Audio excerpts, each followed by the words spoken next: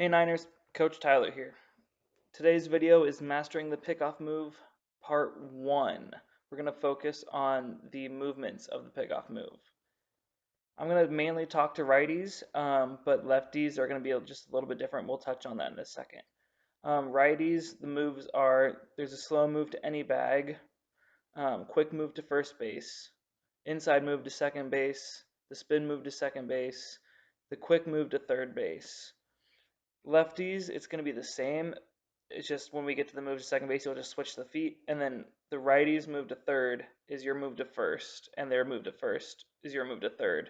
And we only want to pick off to third base if we are 100% sure that it will result in an out. We don't want to do an overthrow that causes the run to score. We only want to throw over to keep them honest or to make sure that it is 100% going to be an out. So when we're looking at the slow move or the step off, it's really the easiest move to learn. The circle and arrow here kind of shows your back foot that's on the rubber. You just step off behind the rubber, and then you can throw to any base that you would like. Once you step off the mound, you are now a fielder. That means you don't have to throw the ball. You can look back runners. You can throw to any base you want. But the main thing is this will not be a balk if you do not throw. This move really works best if you're just trying to look the base runner back because he's getting way too far off, but you don't really want to throw. That's when this move is used the most, but it also works if he's got a huge lead as well. Looking at the quick move to first for righties or the quick move to third for lefties, what you're going to do is you're going to quickly move or quickly lift your back foot first. Then you're going to kind of reset your feet. So you start off facing home plate, and then you're going to reset your feet facing first base, like shown on the left. It's almost kind of like a mini spin move as well.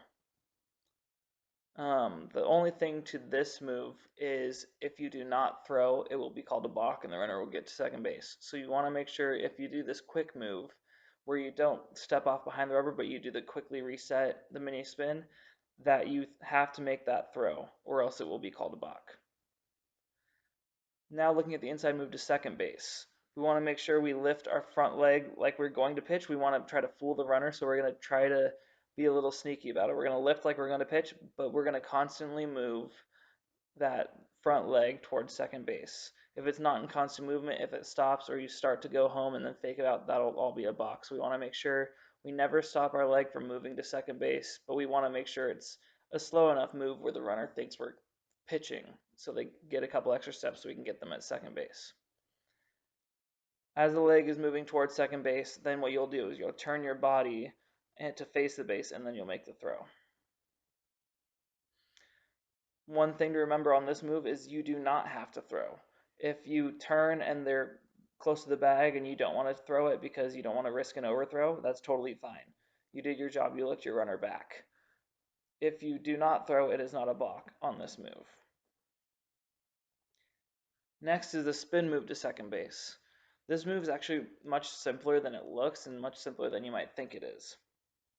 All it really requires is switching the feet quickly, like shown on the diagram on the left, where your back foot ends up where your front foot starts and your front foot ends up where your back foot started.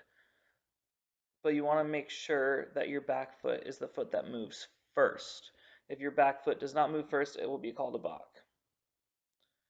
This also requires some good timing with your infielders as well, because this move is usually a daylight move where the shortstop shows their glove or the second baseman shows their hand as they're going to the bag, and you see that, then you make the move. It's all based on timing to get the infielders to their position by the time you throw the ball.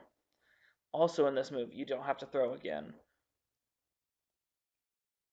Now I'm going to mainly talk to lefties on this one because this move is used by lefties a lot, but this also is the same for righties, picking off to third base with a quick move. So what you're going to do is you're going to pick up your front knee just like you were actually going to make the pitch, kind of like the same as the inside move to second base, but we're not turning our body. We want to take our front foot, but instead of going to home plate, we're going to step towards first base and make the throw to the bag. For righties, it'll be the same, but you're stepping towards third base to make the throw. Lots of times, these runners will assume right when you lift your leg that you're committing home, So as long as you don't commit home and then commit to third, right, you can still go up and commit straight to third or straight to first, depending on if you're righty or lefty. If you go up and commit straight to that bag, it will not be a balk. If you start to move home and then go to the bag, it will be a balk. So make sure this is a really good move. If the runner just jumps right off the first move, that you can incorporate.